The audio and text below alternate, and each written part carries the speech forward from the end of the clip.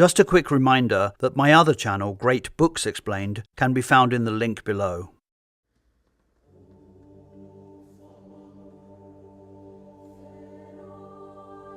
Istanbul, once known as Byzantium and later as Constantinople, is a city of such diverse culture and history. It was the capital of three great empires, Roman, Byzantine and Ottoman. Both ancient and modern art blend elements from Europe, Asia and the Middle East, reflecting its geographical and historical positioning as a bridge between the East and the West. It is the only city in the world that straddles two continents, Europe and Asia.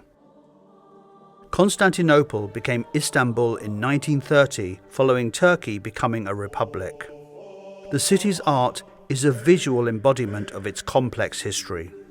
In this episode, we look at the cultural highlights of one of the most dynamic cities in the world, from Hellenistic art, Roman sarcophagi, and the spectacular ancient cisterns that lie beneath the city of Istanbul. From the grand Byzantine domed church Hagia Sophia to Ottoman tiles, carpets, and detailed mosaics in the city's famous Blue Mosque, to contemporary art in Turkey's first modern art museum.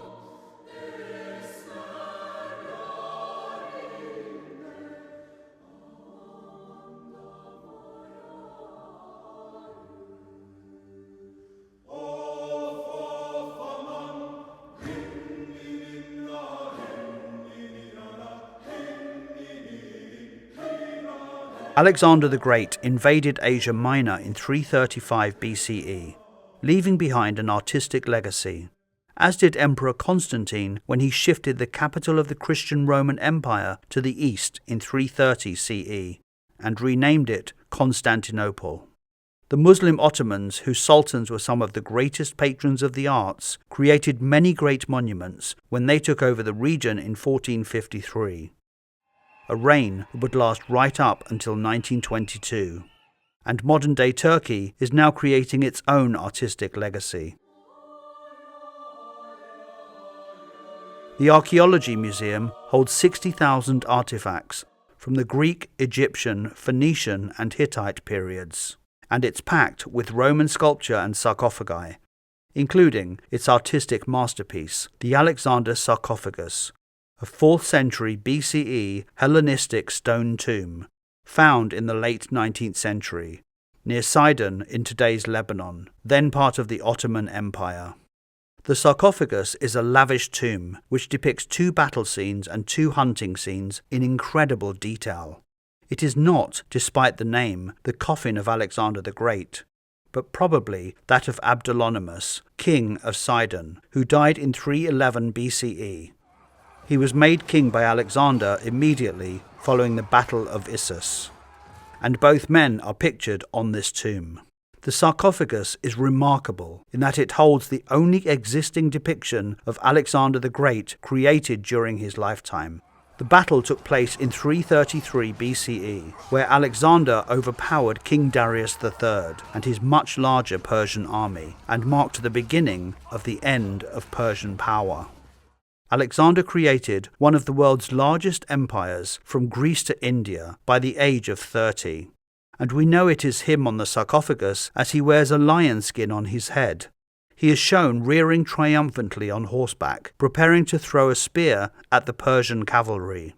Holes and hand placements in certain figures tell us that the frieze would have been embellished with bronze weaponry, which has since been lost.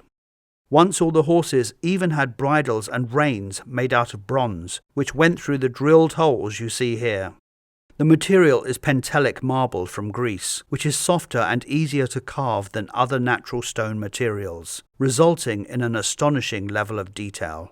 It represents a perfect combination of Greek and Persian style, Greek in its origins and aesthetics, and Persian in the concept of such an ornate funerary monument on this scale.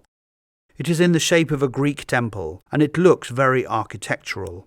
It even has many of the details seen on the temples, like the egg and dart motif on the top edge above the friezes. This sarcophagus is also considered to be one of the best preserved examples of polychrome. Most of the Roman sculpture that is so familiar to us was not monochromatic raw marble, but was originally painted in bright colours, and over the centuries the paint has worn off. Because the tomb is so remarkably preserved, we can see clear traces of yellow, red, purple and blue in many of the scenes. And if we look at this side of the tomb, we can see in this reconstruction how it once looked.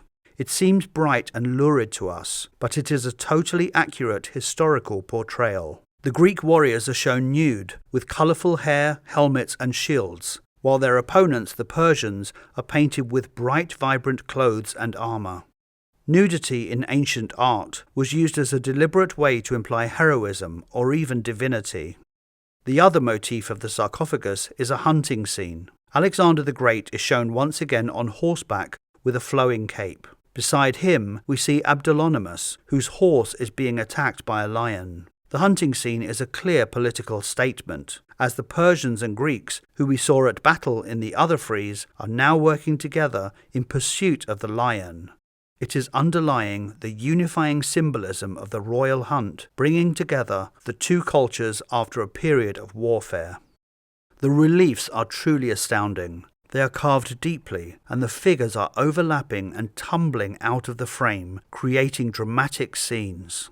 In the garden of the museum are further ancient artifacts, including this spectacular Medusa head, which may have been removed from the ruins of the Forum of Constantine, where similar relics have been found, as we shall see later. The Byzantine style rejected the realistic forms of classical Roman art in favour of a more symbolic approach, with highly stylized, flattened designs, often decorated with gold. While Western Europe was going through the Dark Ages, the Roman capital of Byzantium flourished in the east and became a glorious gem of art and architecture. However, one of the most incredible structures in Istanbul, built during the Byzantine era, is actually underground and features upcycled early Roman sculptures. The eerie and beautiful Basilica's cistern, deep below the city, is a reservoir built in the 6th century under the reign of Emperor Justinian I, who also rebuilt the domed church Hagia Sophia.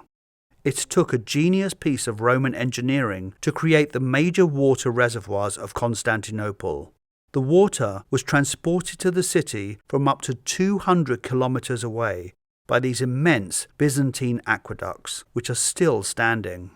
The reservoir, the largest of 209 ancient cisterns that lie beneath the city, is an enormous space, roughly the size of 2 football fields, containing 336 marble columns recycled from the ruins of older buildings, each 9 meters high, holding up the vaulted ceilings, and it once held 100,000 tons of water.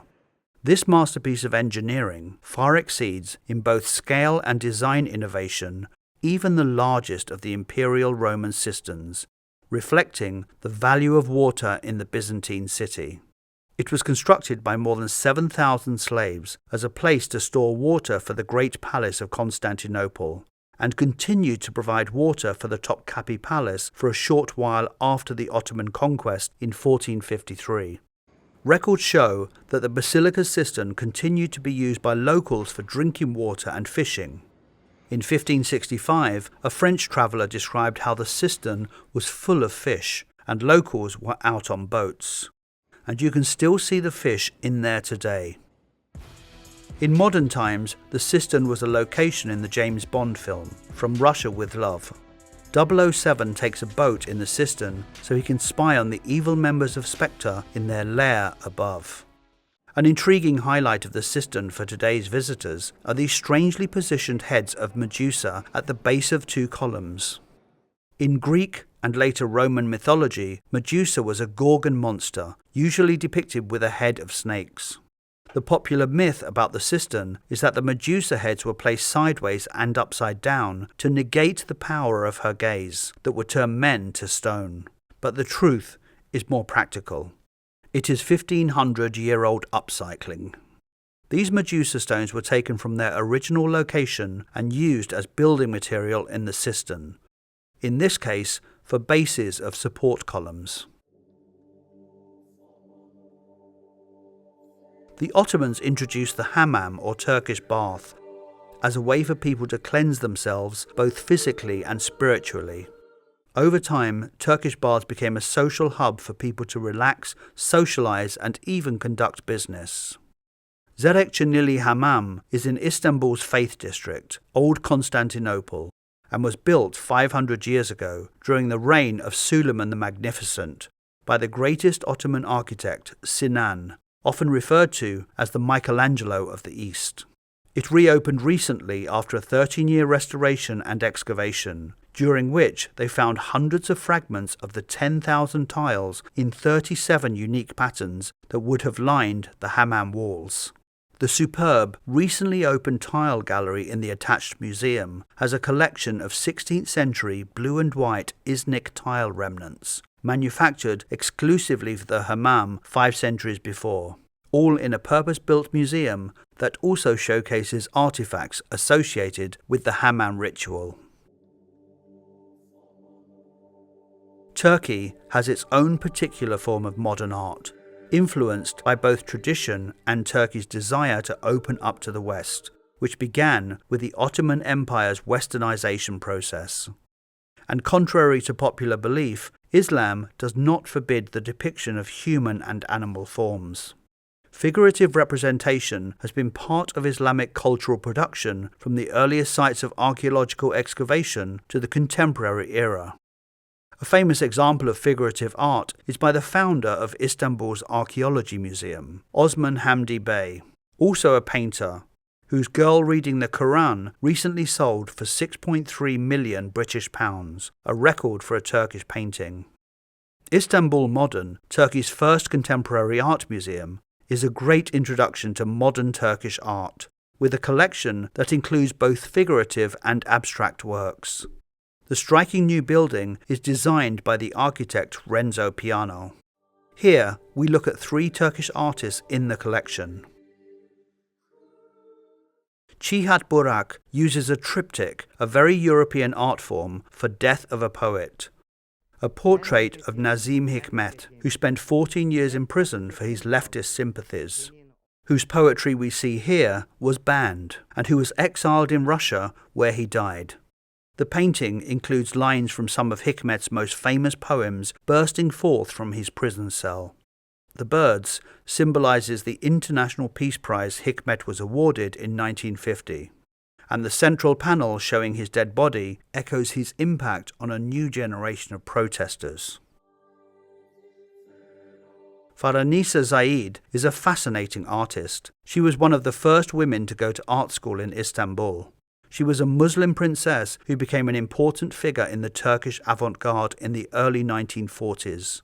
She created radical work, inspired, she said, after seeing Baghdad from a plane, and by using geometric forms in Islamic art and architecture mixed with influences of European abstraction. She was the first female artist to have a solo exhibition at the Institute of Contemporary Arts in London in 1954. And one of the works she showed then was this kaleidoscopic immersive work, 5 meters wide, which is now in the collection of the Istanbul Modern. Bedri Baykam, still working today, was a pioneer of neo-expressionism in Turkey, and he created this painting in 1987. The left side of the work was adapted from Ingres's Turkish bath of 1862. The right side came from Jérôme's Grand Bath at Bursa of 1885. The painting has been interpreted as a critique of Orientalism, the style of art where Western painters like Jérôme and Ingres romanticize the East as an exotic and erotic fictional land, full of baths and harems that in reality Westerners had no access to. There are so many layers of history in Istanbul: Roman, Byzantine, Ottoman and First Republic, and each layer adds to the artistic backdrop of this incredible city. It is currently having a moment of cultural rebirth, with new galleries and museums and art fairs like Istanbul Contemporary and the Biennale showing the rise of the city as a cultural power. There is a vibrant art scene in Istanbul, and art is vitally important in Turkey, because it uses a language that critically engages with the country's long and complicated past and can help towards creating a better, more inclusive future.